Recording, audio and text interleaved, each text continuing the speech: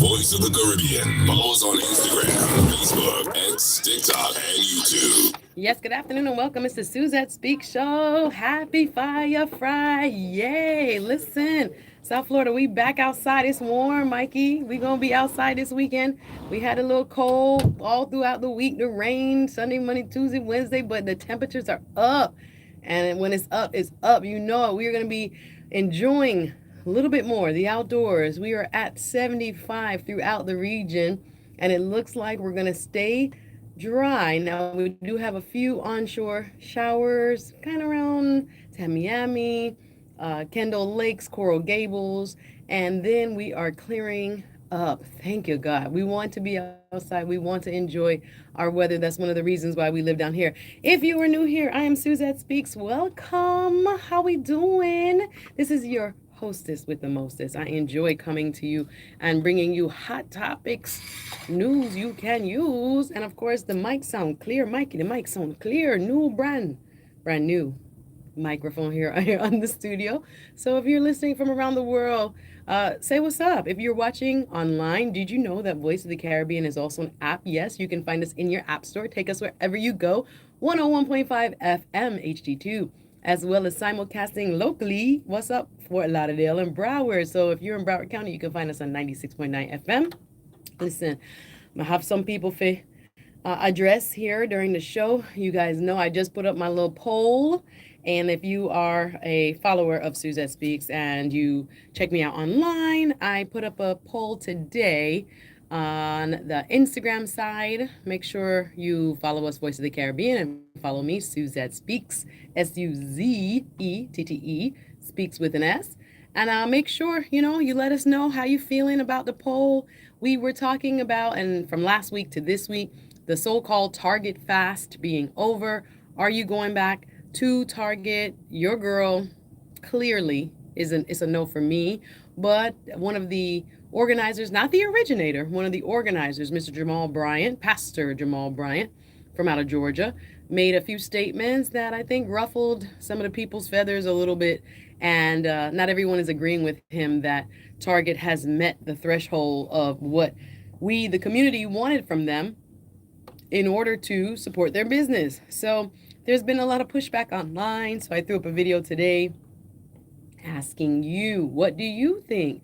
Now, of course, we cannot start the show without the top story, which is that we are still at war, y'all. We didn't sign up for it. I didn't know I didn't sign up for this, but we are at war in Iran. Yes, there have been more developments going on. I want to play you as we talk about news today. Today will be a news heavy day. First and foremost, I wanted to say RIP to Kiki Shepard. Y'all know who Kiki Shepard is? If you didn't watch the Showtime at the Apollo, Kiki Shepard, she was a co-host to several of the hosts at the Apollo. And she was known for her fabulosity, her amazing outfits, her look, her glamour. And for me, my greatest recollection watching the Showtime at the Apollo as a kid here in the US, right? Born in the island, but raised here. So I watched Apollo, and it was very, the memory that comes to mind is that she represented to me beauty and femininity, right? In a beautiful chocolate, deep brown hue, and how elegant she was, how glamorous she was. I just remember thinking, "Ooh, I'm gonna be like that one day," and we're just gonna pay respects. Did you also hear? Well, top of the news, I came on. Chuck Norris also passed.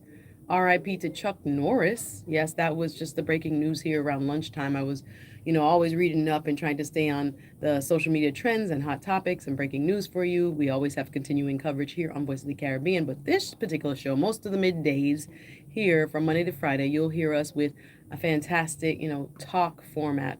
We are here to listen to you, to talk to you, to break down the news and all the headlines. But one of the things that matters to me, and I'm hoping it will matter to you, is again, we lost one of the wonderful television hosts, actresses, and dancers known in the African diaspora as Miss Kiki Shepard. Her real name is Chiquita Renee Shepard.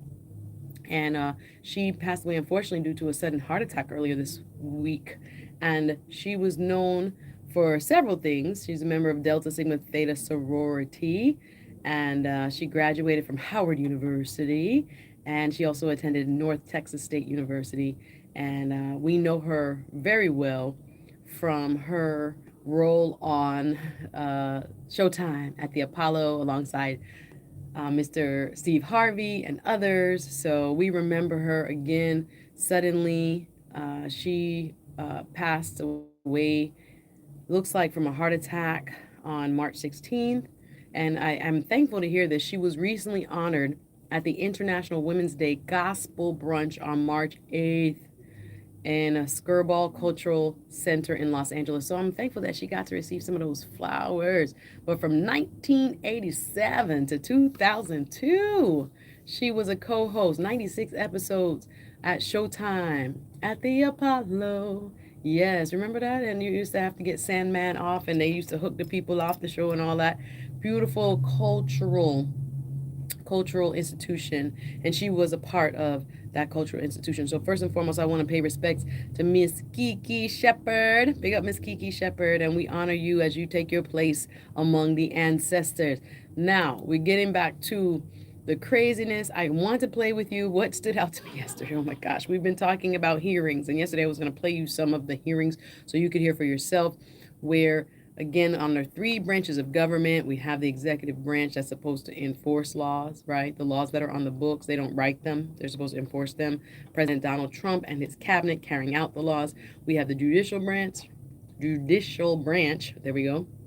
The Supreme Court, 9 individuals, including one Chief Justice, who is John Roberts right now, interpreting the laws according to the Constitution, saying what is legal and illegal according to the law. And then we have our legislative branch, right? Our House of Representatives in the United States is 435 members, as well as our United States Senate, which is 100 members, 2 per state. And the House is divided by proportionately by population, right? So we have at least one House of Representative member per state, even though the states may have very small populations, but then they are divided equally by population, right? So the states have various amounts of House members, right? Congressional members is what we call them. So in the oversight role of Congress, we have been having a series of hearings this week with regards to the attack on Iran and trying to get the most accurate information as to why the United States went to war. And some of the people who have been in the hot seat, who have been interviewed by members of Congress, right, in a hearing in order to get to the bottom of why did we go to war with Iran, one of them being Tulsi Gabbard. And I was going to play yesterday some of some of her hearing and some of her responses, I think, that shed light on why some people are questioning if we really had to go to war and if there was really an imminent threat. In her remarks, and I'm paraphrasing, I want to play them directly from her mouth, so I am not, misconstruing anything. You can hear it for yourself. But when Tulsi Gabbard was talking about how she develops her intelligence and what she thought was an imminent threat or not an imminent threat, meaning really about to do something bad to us so that we must act. Well, when Tulsi Gabbard was being questioned yesterday, particularly, or the day before, by Senator John Ossoff from the state of Georgia, one of the 2 senators from the state of Georgia, it was very telling, some of her responses, that she believed that there was no imminent threat. I'm going to play a little bit right now, actually. And this I'm playing is a clip from, let me see what the outlet is on the C-SPAN. So I'm going to play a little bit of this clip from C-SPAN. This is must see. This is must listen to. This is Tulsi Gabbard. She, again, represents the Trump administration's intelligence divisions.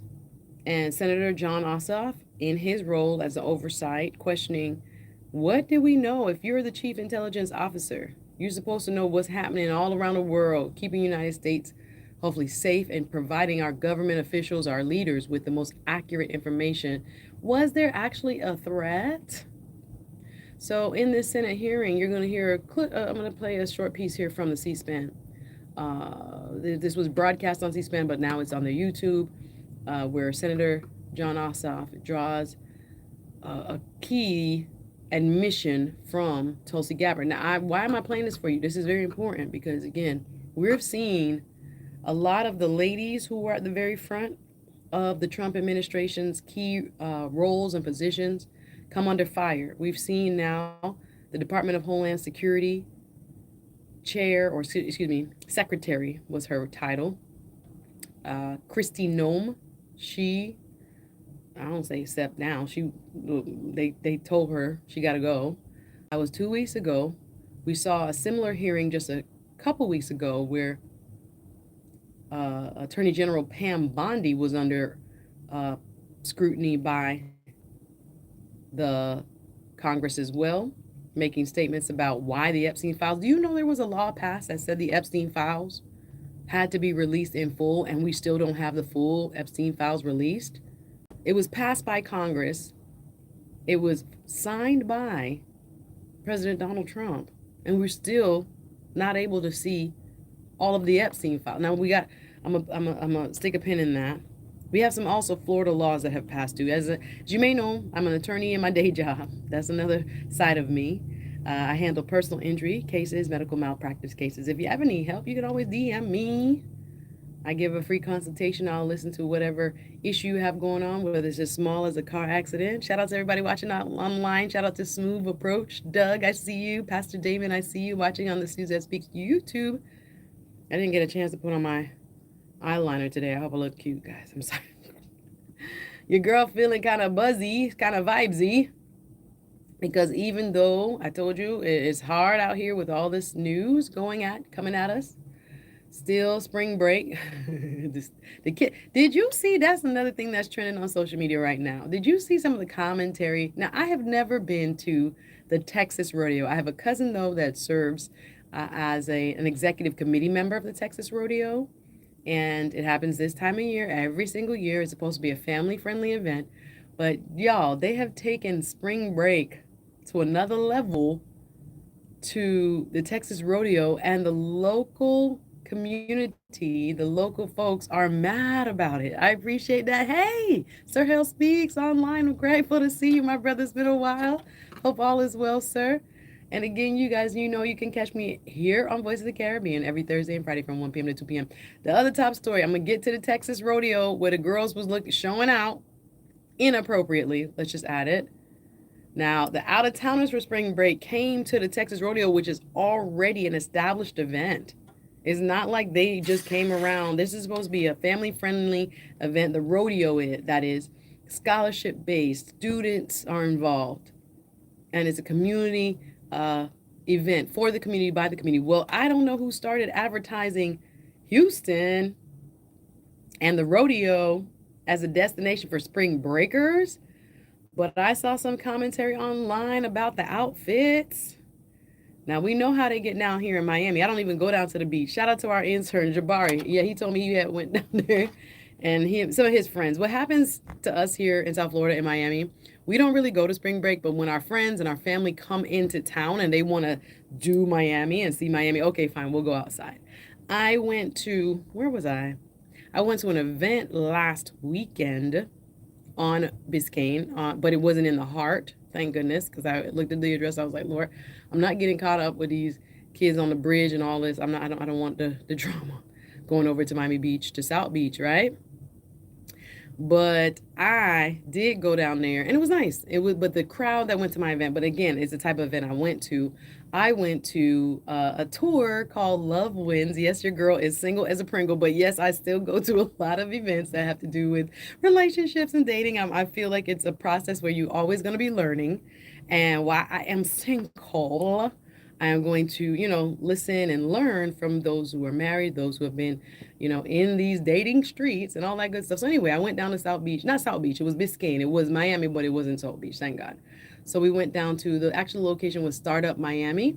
And I heard one of my favorite YouTubers. His name is Tony Gaskins. I listen to him quite often. He's a dating and relationship coach that's pretty popular. I think, you can't say pretty popular. I think over 500,000. I think on YouTube, maybe more. Hey, Doug, Doug, you so funny. Doug making comments. I'm not gonna read it on the radio here, Doug. But thank you very much. We're live here on the radio. This is your girl Suzette Speaks, the Suzette Speaks Show. We having a good time. Listen, one of the ways I am protesting. Now I saw a meme that came up across my Instagram that was talking about, how I'm tired fighting the war from my bedroom, like leaving comments and watching reels all night. I was at my brother's yesterday, and I normally, babysit my two beautiful nieces. Once a week. One is 6 years old. One is, oh my gosh, I can't believe the baby's probably like what, 10 months old now. She is grabbing on. She's so sweet and precious. Thank God for my nieces. So anyway, I was over there and I was telling my brother and my sister-in-law about the war. And of course, I watch news in preparation for my show here. So I'm telling them, yeah, have you seen the type of missiles, the ultrasonic, I think it's called, missiles that Iran has? They slow in the air, and then when the counterattack comes from Israel or whoever else is trying to shoot down the missiles, the anti missile operation systems that they have, that hypersonic missile that Iran has, baby. If I know I've been watching the videos, but when it slows midair and then it floats past the missile defense and then it accelerates like a NASCAR, zoops down into the target. It is frightening actually to watch. And I was explaining that to my brother and my sister-in-law yesterday over dinner while I was over there, auntie duties, babysitting. And they're like, yo, you're too deep into this war. You're too deep into it. But I can't help but watch it. There's also a viral clip going around of a news reporter that was literally almost hit while reporting. And yes, Doug, what you're saying, those are the missiles that are just introduction to their technology, according to international news. Yes, they're cluster bombs also. Cluster bombs. Now, there were reports yesterday that over here in the US of A, there were some, they don't know if it's illicit drones or some drones that were spotted over DC and places where some of the cabinet members, like Marco Rubio and Mr. Pete Hegseth, live. There were drones. They were trying to get to the bottom of where these drones came from, et cetera, et cetera. But, for a long time here in the United States homeland, we have been untouchable. Thank you, God, for the oceans. But we have to remember, and that's why I watch it, we have to remember the level of destruction that is being foisted upon everyday people like us, but just in a different part of the world. There are people that used to go to work every day like us, that used to go to the supermarket like us, that used to carry their kids to school like us, but now there's a reign of terror over their heads. Their kids are being alarmed. They are being alarmed every night by bomb sirens. And when you watch, even like I was about to get into some of these cluster bombs, which are like warheads attached to drones that go across the air in clusters. There's so many of them. Wow, it should have been, oh my goodness. Doug is saying it should have been more of those investigation of the drones over New Jersey at the time. Yes, sir. I remember that news story. Thank you online for your comments. You can also call me here, Suzette Speaks Show, 850-446-0562. Get you right in touch. 850-446-0562. Get you right in touch. So I've been talking, rest in peace, Kiki Shepard. The journalist. I wonder if I have the clip. The thing is, he's quite profane at the end, where a journalist in, I think it's like the Tel Aviv area, you got to see it. It's viral. He's reporting for a newspaper out of Russia. And so, sir, there's some controversy about that, but there are now commenters and experts who are speculating whether this journalist, while he was doing his job, was actually targeted live as he's giving a report. He looks up, you can hear that boy, when you hear that little swirl, he looks up, he dives, and then a bomb goes off. Looks like a targeted munition goes off right behind him, and he ducks off. Him and his cameraman have shrapnel. Thankfully, they were not unalived, but they gave a report after. I think they call the outlet RT. It used to be Russian Times, but now they call it RT. But again, we honor the controversy around RT, or we acknowledge the controversy around the RT because, the Russian government and the use of the media as propaganda and not necessarily distributing truth. We acknowledge that. But this particular reporter, while reporting for RT in Israel, stood up with his cameraman ready to give his report, and seconds later, right behind him, the craziest explosion. Again, I'm talking about what's viral. You know what else is viral? The plane, trains, and automobiles across the United States have been experiencing, well, particularly the airports, have been experiencing unbelievable waits. Are you going to the airport? Make sure you get there early. I was going to go over some of the wait times for the major airports here in Miami, all across the country. Of course, north of us, Atlanta. They are experiencing such long wait times through security lines. Why? Because there's a government shutdown. And what does that mean? Our poor TSA workers are not being paid right now. Many are quitting. Several are calling off because they're trying to do Uber and other things so they can pay their bills. This is a serious situation. We're talking about a war.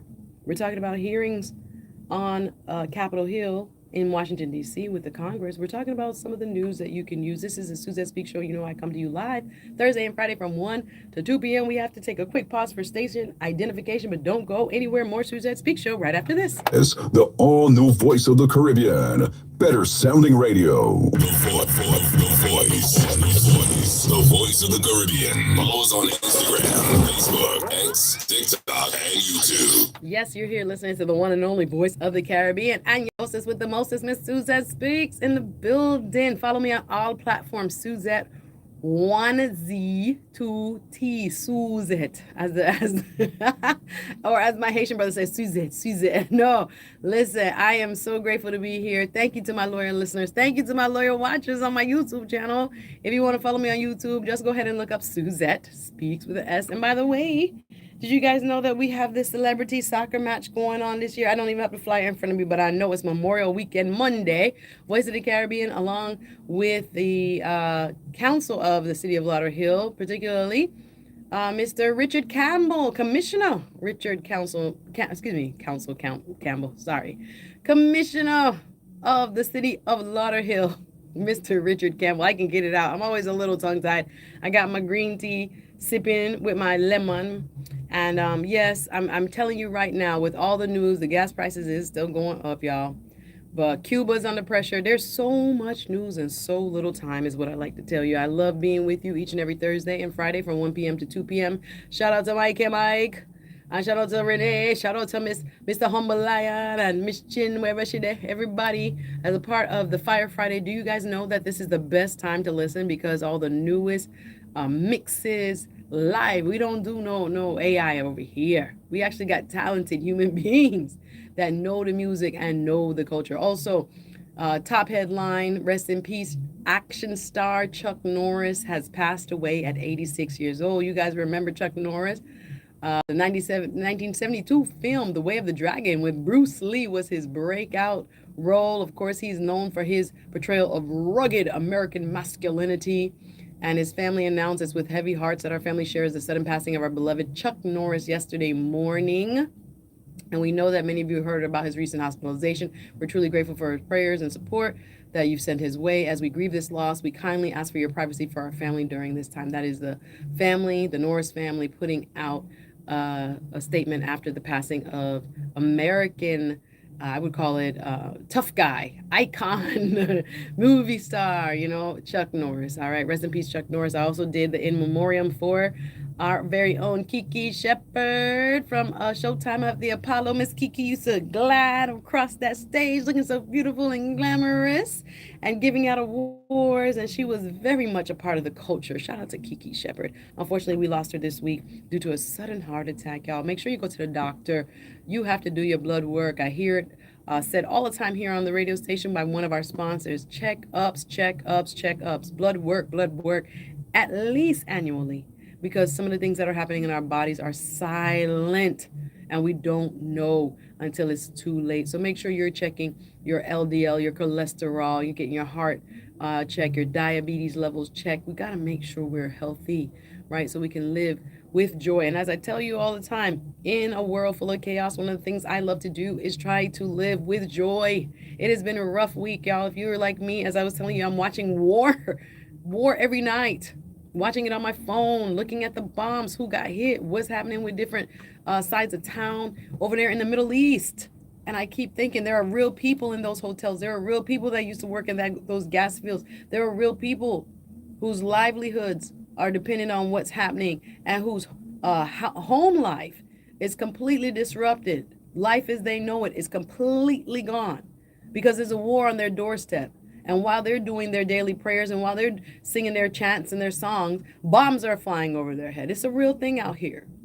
Now, one thing I really want to bring it home to you because it can get very comfortable here and we can tend to forget because thanks to the Most High, we're not seeing that level of violence and devastation every day here, but it's real and it's happening. So we do have to pay attention. In that vein, I want to play a little bit, as I stated, just to go back to some news of the hearing with Tulsi Gabbard, as she made some really interesting comments as the top official when it comes to intelligence in the United States government.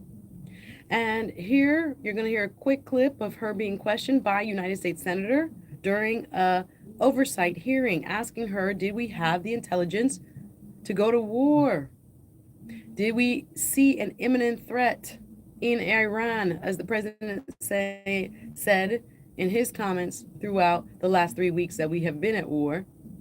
We are now listening to her, and we're trying to figure it out. So I'm going to play a little bit of the John Ossoff questioning of Tulsi Gabbard. This is brought to you by C-SPAN. That Iran's nuclear enrichment program was obliterated by last summer's airstrikes. Yes. In the opening statement you submitted to the committee last night also stated, quote, there has been no effort since then to try to rebuild their enrichment capability, end quote, correct? That's right. And that's the assessment of the intelligence community. Yes. The White House stated on March 1st of this year that this war was launched and was, quote, a military campaign to eliminate the imminent nuclear threat posed by the Iranian regime, end quote. That's a statement from the White House. Quote, the imminent nuclear threat posed by the Iranian regime. Was it the assessment of the intelligence community that there was an imminent nuclear threat posed by the Iranian regime? The intelligence community assessed that Iran maintained the intention to rebuild and to continue to grow their nuclear enrichment capability. Was it the assessment of the intelligence community that there was a, quote, imminent nuclear threat posed by the Iranian regime, yes or no? Senator, the only person who can determine what is and is not an imminent threat is the president. False. This is the worldwide threats hearing where you present to Congress national intelligence, timely, objective, and independent of political considerations. You've stated today that the intelligence community's assessment is that Iran's nuclear enrichment program was obliterated and that, quote, there had been no efforts since then to try to rebuild their enrichment capability. Was it the intelligence community's assessment that nevertheless, despite this obliteration, there was a, quote, imminent nuclear threat posed by the Iranian regime? Yes or no? It is not the intelligence community's responsibility to determine what is and is not an imminent threat. Okay. That is up to the president here's the problem. Based on a volume no, of it is information precisely that he receives. It is precisely your responsibility to determine what constitutes a threat to the United States. This is the worldwide threats hearing where, as you noted in your opening testimony, quote, you represent the I'm just going to pull it down. I do not want to get copyright strike. The IC's assessment of threats. That's a quote from your own opening statement. And so my question is, as you're here to present the IC's assessment of threats, was it the assessment of the intelligence community that, as the White House claimed on March 1st, there was a, quote, imminent nuclear threat posed by the Iranian regime? Yes or no? Once again, Senator, the intelligence community has provided the inputs that make up this annual threat assessment. You won't answer the question. question. It is the nature of the imminent threat that the president has to make that determination based on a collection and volume You're here of to be information and timely. intelligence that he is provided with. You're here to be timely, objective, and independent of political considerations. Exactly what I'm doing. No, you're evading a question because to provide a candid response to the committee would contradict a statement from the White House. That was Senator John Ossoff. asking the apparently impossible question of, did Iran pose an imminent threat to the United States, to Tulsi Gabbard, who seems incapable of giving any answer and instead suggests the only person in the United States of America, in its government, who's in a position to give any answers on anything is apparently the president. And look, Senator Ossoff did a perfect job at pointing out the fact that Tulsi Gabbard is being evasive because she didn't want to contradict Trump and the White House, namely that Iran posed an imminent threat. Iran was a threat. Every country realized what a threat Iran was. The question is whether or not they wanted to do something about it. So why are they saying this? Because, to be blunt, no one knows why the fuck we're at war, and Donald Trump doesn't either. So Apologize for that. Sorry, I wanted to get to the bottom of this portion of the interview. The commentator there, Brian Tyler Cohen, I apologize. I just wanted to get to the bottom of that commentary. So as we are listening to that, we are understanding what the key issues are. And the key issues are that Tulsi Gabbard, in her position, who is currently the 8th Director of National Intelligence, that's her title, Director of National Intelligence. She is supposed to be the person that knows what's going on covertly and behind the scenes when it comes to what possible threats there are to the United States. And in this hearing, where she was being questioned by Georgia Senator Jon Ossoff, he kept asking her, was it your assessment that there was an imminent threat by Iran, that we needed to attack them, or we, the United States, needed to respond to? And she kept saying the only person that can determine if a threat is imminent is the President of the United States. And Jon Ossoff, the senator from Georgia, pushed back several times and said, how are you the Director of National Intelligence? It is your job to collect intelligence worldwide to keep the United States safe and away from harm, right? Fighting the bad guys, understanding what's happening and what is a threat to us and our people and our homeland. And you can't tell me yes or no if Iran posed an immediate and imminent threat to the United States. And she kept saying the only person that can make that determination is the President of the United States. Now, what do you think? Now, do you think she's going to keep her job? Listen to what she's saying. She has not confirmed, and according to, again, the commentator there, she had not confirmed whether or not she thought, as the Director of National Intelligence, there was an imminent threat. She said and I'm paraphrasing, and I let you listen to it, I'm not going to play any more of it, but indirectly, we can hear how evasive she is in this exchange and not understanding that, or wanting to stay away from making a definitive statement that there was an imminent threat. If there was one, she could have said it. This is what many commentators who are listening to her are listening for. Why didn't she just say, yes, Iran posed an imminent threat to the United States? She didn't say that. She kept saying it can be determined by the president and the president alone whether a threat is imminent. And again, I've heard, and I want to play some more of the hearings, that, we're hearing from many people now asking, why were we there and what was the threat? Was there a threat even? Not if there's a threat, was there even a threat?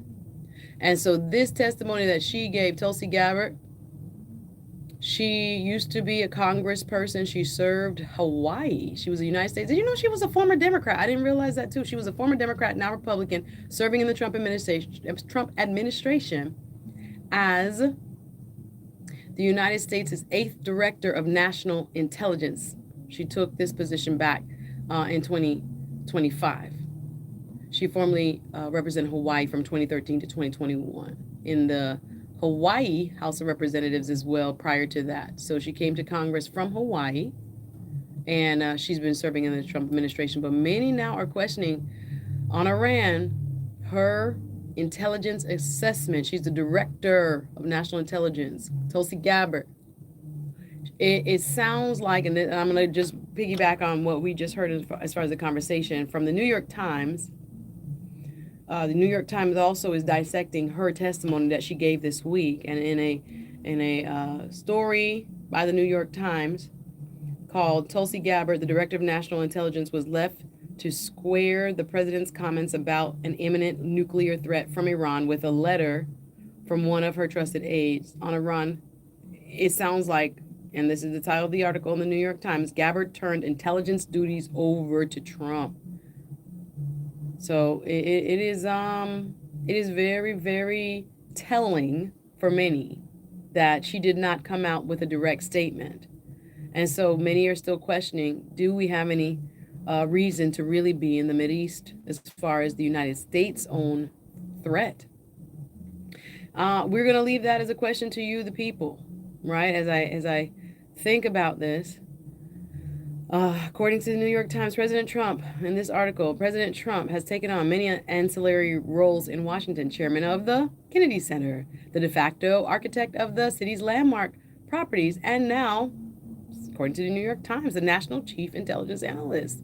This revelation came from Tulsi Gabbard, the director of national intelligence. She had an unenviable task during what you just listened to, the Senate Intelligence Committee hearing on Wednesday, of squaring Mr. Trump's comments about an urgent nuclear threat from Iran with a letter from one of her trusted aides that the country posed no, quote, imminent threat. This is a letter that was sent to the White House. Her answer, while under oath, only the president can determine and decide what is, quote unquote, imminent, right? Only the president can decide what is an imminent threat. In other words, she was turning one of the key roles of the intelligence community's 80,000 employees to make non-political judgments about the threats to United States security over to Mr. Trump. This is according to the New York Times. Ms. Gabbard's comments were necessitated by the decision of Joe Kent, her close advisor. Now, we saw this and we talked about this yesterday. One of the top advisors quit recently. Joe Kent quit his counterterrorism position over his opposition, according to the New York Times, to the war in Iran and his belief that, quote, Israel had pressured the United States into the conflict. Now, Mr. Kent is a very, very questionable messenger. He has been making the rounds on news. According to the New York Times, Democrats who are long critical of Mr. Kent and his penchant for conspiracy theories jumped on his comments about the war, creating at least a short-term communications crisis for the Trump administration. This is what the advisor who stepped down, Mr. Kent, said, quote, I cannot in good conscience support the ongoing war in Iran, said Mr. Kent. This is when he wrote to a letter to Mr. Trump. Iran posed no imminent threat to our nation. So this question still remains open. And we're going to see more testimony today from other officials as well. And it has been quite interesting the last 48 hours of questioning. The other thing I wanted to mention, since we're talking about hot topics and news, my goodness, I have to mention the audience that Mr. Trump had yesterday with, oh my gosh, the Japanese Prime Minister. Did you see this? Man, this was one of the most awful jokes. It was not appropriate, guys. I just don't know what to think. So Mr. President Trump was sitting and had an Oval Office audience with the leader of Japan. And when asked by a reporter about why the U.S. didn't share their Iran war plans with Japan and other allies, right? President Trump said it was necessary for the element of surprise. But what he also said, oh my gosh, it was cringy, guys, in my opinion. I'm going to play it for you. I'm not going to give you my opinion. I'm just going to, I can tell you what I felt. It felt cringe. But you can listen to it for yourself. The president followed up with a joke right in front of the Japanese prime minister. The lady looked stunned. This has also been trending. That's why I'm bringing it up. Mr. Trump said, quote, who knows better about surprise than Japan? Now, this is a joke yesterday in front of the Japanese prime minister. Again, when Mr. Trump was asked about why or did he alert his allies, such as Japan, about the war plans in Iran, and why the U.S. didn't share their war plans. And again, In this clip you're about to hear, President Trump says it was necessary for the element of surprise, but then the joke, y'all, the joke. Very uncomfortable. Woo-wee, very uncomfortable. The president followed with a joke saying, who knows better about surprise than Japan? Okay? Why didn't you tell me about Pearl Harbor? Bada bing, chick, push. What? So uncomfortable. I have to play it for you. I'm just going to play it for you. I have to play it for you. This is, again, a trending headline, news headline. This occurred yesterday. And I'm going to play it for you from NBC News. And again, you can judge for yourself. Was the joke inappropriate or not?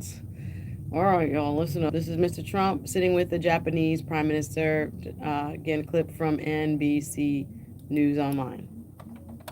Friend, but one question: why didn't you tell U.S. allies in Europe and Asia, like Japan, about the war before attacking Iran? So we are very confused about Japanese citizens. Well, one thing, you don't want to signal too much. You know, when we go in, we went in very hard, and we didn't tell anybody about it because we wanted surprise. Who knows better about surprise than Japan? Okay, why didn't you tell me about Pearl Harbor? Okay, right? He's asking me, do you believe in surprise? I think much more so than us.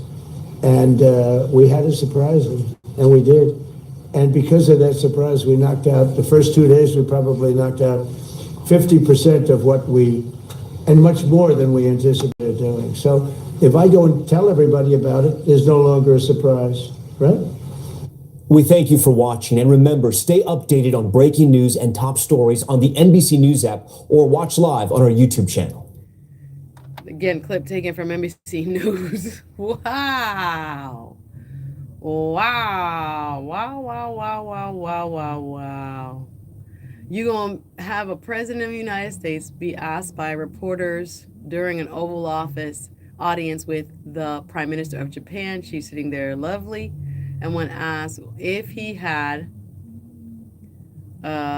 let his allies know, or why didn't he let his allies know, like Japan, about the attack on Iran, the president said he needed the element of surprise. That's why it was necessary. And then he followed up with that joke that you just heard for yourself. Who knows better about surprise than Japan? Okay, why didn't you tell me about Pearl Harbor? All right, we're gonna leave that there. Again, just you could hear the reporters even in the room reacting like, oh, who says that? I see online they're buzzing. I see you, Doug. I see you, Pastor Damon. I see you, Smoky Hat. We're watching on the YouTube side, on the Suzette Speaks show on the YouTube. You can follow me on YouTube, Suzette1Z, 2 T's, speaks with an S. And, leave your comments below on the YouTube side. And if you want to call in, we just have a few minutes here, 850-446-0562. We're going to play it for you so you could just hear it directly. Many felt that it was a bad joke. And, it was that awkward silence. There are people now, commenters. I always look at the comments, below on the social media clips. And, there are people that say, yeah, the Prime Minister of Japan was definitely in shock. That awkward silence was there. The reporters were like, I don't know if it was appropriate. What do you guys think? I don't know. That was a rough one. I mean, to make a joke about Pearl Harbor with the Prime Minister of Japan, I just don't know if that's a line that you want to cross. And so what are your thoughts, guys? What are your thoughts? Yeah, we're going to wrap up here in just a few. Other top stories, again, remember, there are long lines. I was just looking at the arrest numbers and the citation numbers of the city of Fort Lauderdale when it comes to spring break. It's been rather quiet. As I told you, looks like more ruckus and revelry and all kinds of, Caribbean people would say tabanca, all kinds of roughness is actually, I saw there were over 934 citations on Fort Lauderdale Beach since spring break has started. It was been under 50 arrests. I thought the number was like 34. I don't want to be misquoted, but it was under 50 arrests for sure. 930 some citations that can be from open canisters where you're not supposed to have alcohol open certain places on the beach, and smoking or different things that are limited, and jaywalking or things like that. So 934 citations have been made and Fort Lauderdale, by the city of Fort Lauderdale. That's what they're reporting this spring break. But I told you, I'm not going to get into it. But the number one social media trending story when it comes to spring break is what is happening at the Texas Rodeo. The Spring Breakers have turned a family-friendly, kid-friendly event into something that it was not intended to be. There's a lot of folks highly offended, a lot of people speaking out about why Texas Rodeo Spring Breakers, not the local people, the people who were all of a sudden in town for spring break, came out looking a hot mess in the cutoff shorts and the very short shorts and the, let's just say, inappropriate attire at the rodeo. What happened to the t-shirt and jeans, ladies? What happened to the tank top and the Beyonce cap with the tassels? What happened to that? You guys, I will leave it there. I'm not going to talk about and describe those outfits. It's something else. I know you're on spring break, ladies, but there is a time and a place, and I don't think they realize the Texas Rodeo is a family-friendly event that is made for it. It benefits students for scholarships. You're supposed to be able to, bring your family out. At least that's what the local people are used to. Well, this spring break, I don't know who promoted Houston and the rodeo as a spring break destination. We remember back in the day, we had Daytona, Florida people. If you were in college here, you might have gone to Atlanta for a certain party up there. You may have gone to Panama City, that was big, and Cancun, that was big. I don't know who told them to go to Houston and their nice proper rodeo and turn it into a fracas. I don't know. Just letting you know it's trending. That has been trending a lot in our, social media spaces, guys. So we were talking about, was there a threat by Iran based on the testimony of National Security Director of National Security, Tulsi Gabbard. There are rumors, people are saying, and again, it's unsubstantiated, is she going to lose her job by basically not going along with the team? And I don't know. That's a question to be answered. We're still seeing long lines, TSA lines. If you're getting ready to hit the road on the weekend, remember the weather's looking so much better. We might have a scattered shower today here in South Florida. The high is 77 across the map. And a scattered shower tomorrow, but we're back, thank you, Lord, to the 70s and 80s. We had that cold snap. I woke up and I looked out the window. There was a frozen iguana. I was like, oh my gosh, the iguana is dead. Thankfully, by the time I came out the door, he was gone. Because, of course, during the cold snap, our iguanas here, the invasive species, they're not really ours. They were given to us. We're looking at oil prices now. Again, over 100 barrels. We start to feel it in every part of our economy. Because remember, oil gets our food to us, is a huge part of everything we do here.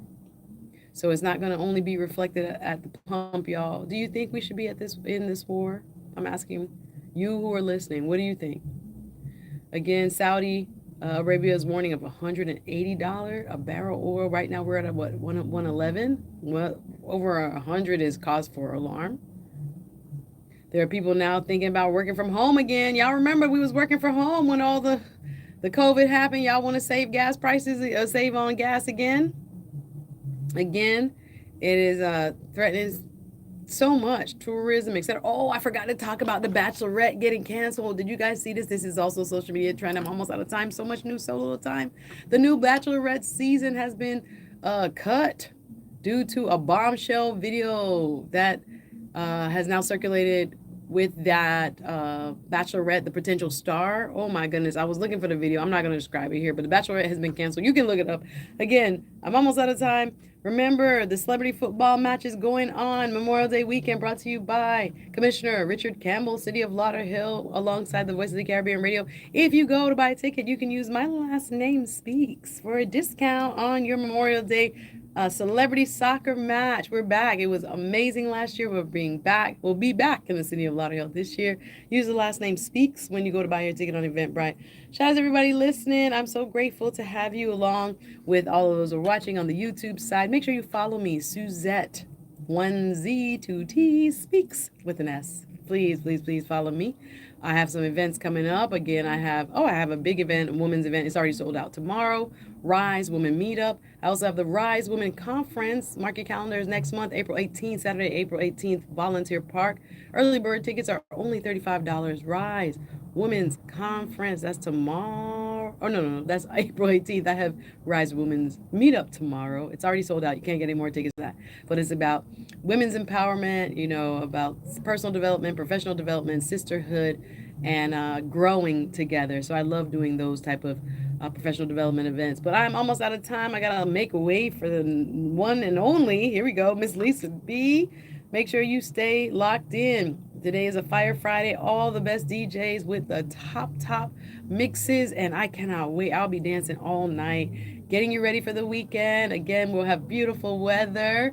Be sure to get outside and enjoy it. Even if you walk or use your bicycle because the gas price is too high. No, I get it. I'm going to be outside, though. I'm going to do something where I'm enjoying this beautiful weather. Again, thank you guys so much for listening. You can catch me, Suzette Speaks, right here on Voice of the Caribbean every Thursday and Friday from 1 p.m. to 2 p.m. I have some amazing interviews coming up in the next few weeks. Also, I got to get back to what's happening in the Florida legislature. Did you know that Florida passed its version of the SAVE Act? Y'all, it's so much news, so little time. Keep it locked right here, Voice of the Caribbean Radio. We will have so much more up for the rest of the day. Thank you for listening. Miami 101.5 HD2. This is the all-new Voice of the Caribbean. Better sounding radio. W245BC, Lauderdale Lakes, 96.9 FM, the all-new Voice of the Caribbean. The city of Lauderdale